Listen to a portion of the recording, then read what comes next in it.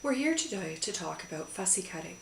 Now, fussy cutting is about highlighting the most beautiful part of your fabric and making your quilt come alive through the images that are on the fabric or the color choice that you make in the fabric when you put it into your quilt.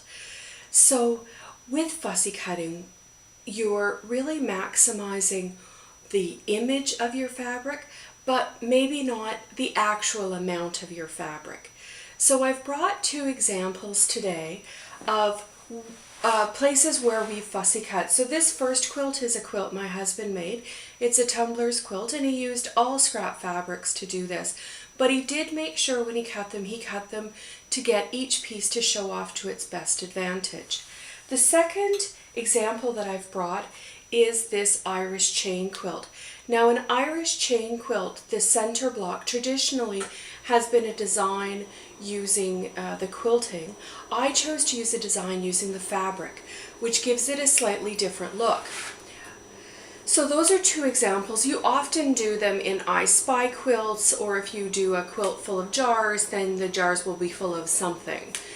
The thing to remember with fussy cutting is it's not an efficient use of fabric. You always have extra fabric that's left over, that's too small to do anything, too boring to do anything with, that you end up throwing away. So it's not something you're going to want to do all the time, but for those special occasions, it's definitely worth it.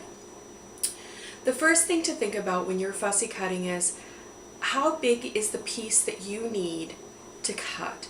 So we usually know how big we need to cut. We're told to cut a square 3 by 3.5 by 3.5 or 6.5 by 6.5, whatever it is that we're told. You need to think about the scale of your fabric before you cut. So I'm going to give you an example of that.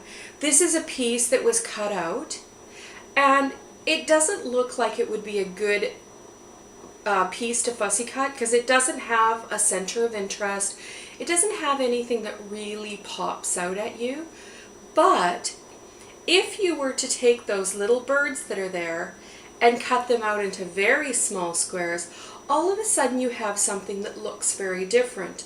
And instead of the fabric looking like one sort of color wash piece, all of a sudden you're seeing some highlights in that fabric.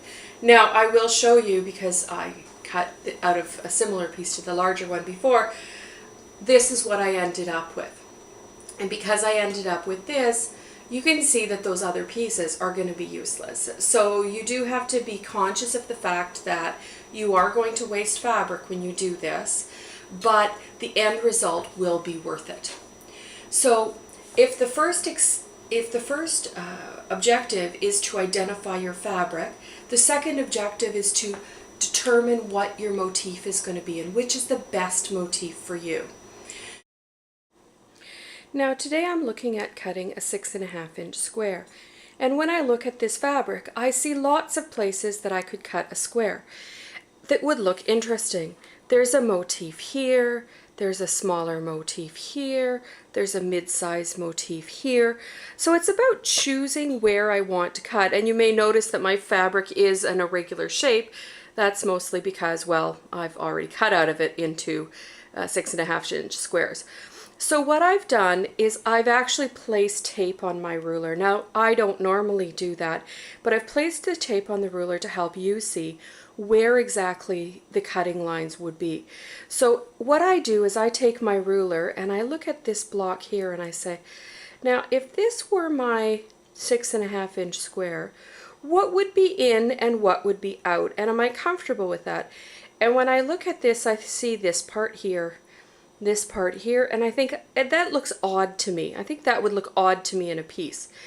If I push the ruler up, do I get a better look? I certainly get most of this island. I get a little bit of what's going on up here.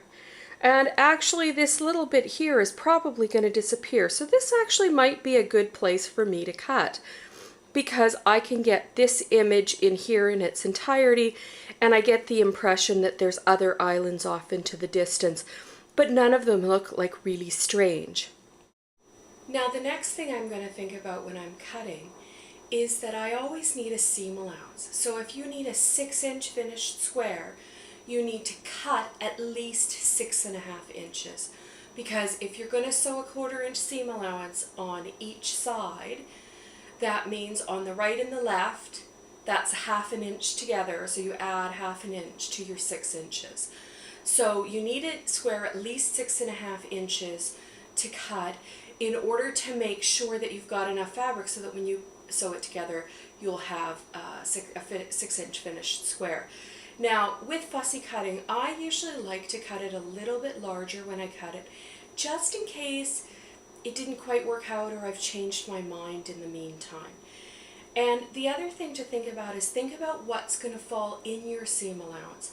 So if, for example, you have a little person on the edge of your fabric, you're going to want to make sure that the seam allowance doesn't cut his head off. Unless you're going for that, you know, Red Queen Alice in Wonderland look, probably cutting the heads off people or avoiding doing that is a good practice for you. So you want to think about where that seam allowance is going to come in. You want to think about what's going to be in and what's going to be out, and you want to cut your piece a little bit larger than you need to. So I'm going to go ahead and cut this piece. And so I'm going to probably cut it at about 7, I would cut it, just to give me enough wiggle room in case something happens. And so I'm going to go ahead and cut this. Now, because I'm on a corner, I can actually cut almost the whole thing at once. And I'm just going to cut this last little piece. And I know they always tell you not to cut towards yourself, but if you're acrobatic and you can climb across your table, it sort of works.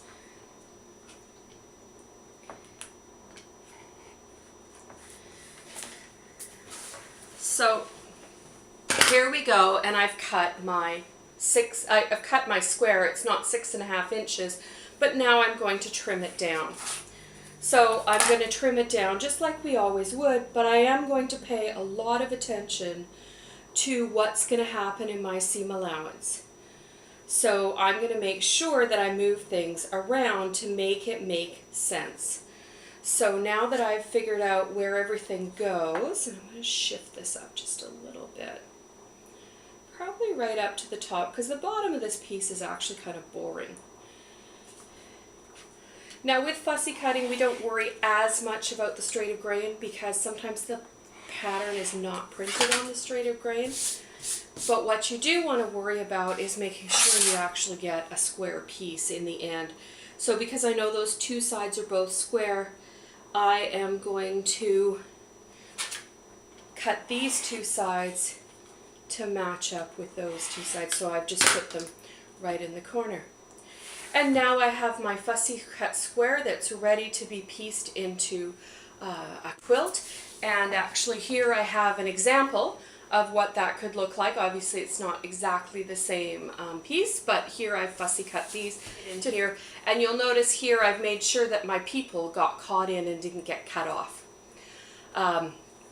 So that's fussy cutting. Now there are templates you can get to do this. I've shown you how to do it with a ruler because I don't like to add a lot of extra supplies to the list. The one thing I would recommend if you're going to fussy cut is to use a square ruler slightly bigger than what you need. I've used a 9.5 inch because I have one at home. I also have 4.5 inch rulers, 12.5 inch rulers. The 4.5 inch ruler wouldn't have been helpful for this project, but the 12.5 would have been fine as well. I don't like using the long rulers just because that extra length tends to get in my way. But if that's the only ruler you have and it's wide enough to do what you need, then use that one. Just in review, what do you need to do good fussy cutting? Pick a fabric with a pattern that's the right scale for the size of block, size of piece that you're cutting. Identify what it is that you want to highlight. Don't forget to put in seam allowances and cut larger than you need and then trim it down to make a perfect cut. Thanks and have a great day.